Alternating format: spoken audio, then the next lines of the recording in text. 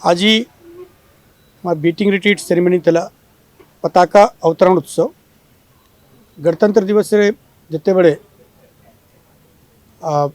पताका उत्तोलन हुए तापरे बीटिंग रिट्रीट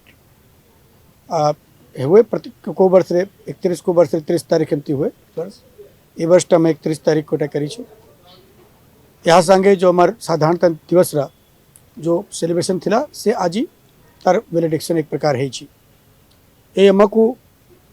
हमार जो सुरक्षा बाहिनी अच्छी बाह्य सुरक्षा पाई आर्मी एवं आंतरिक सुरक्षा पाई सेंट्रल आर्म्ड पुलिस फोर्स एवं स्टेट पुलिस फोर्स समस्ते जो हमारे गोटे जातीय पताका को तार छवि जो मन रखे से माने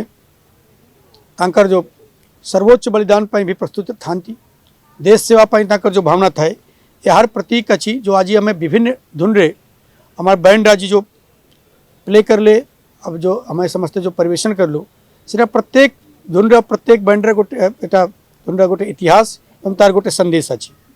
यही संदेश रे हमें पुनी निजे को भारतवासी को प्रति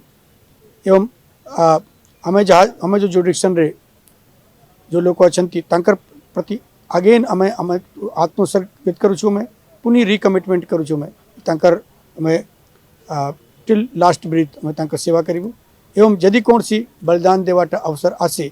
जोठी राष्ट्रहित सर्वोच्चता है सेठी कहीं पाछे हटबे नहीं।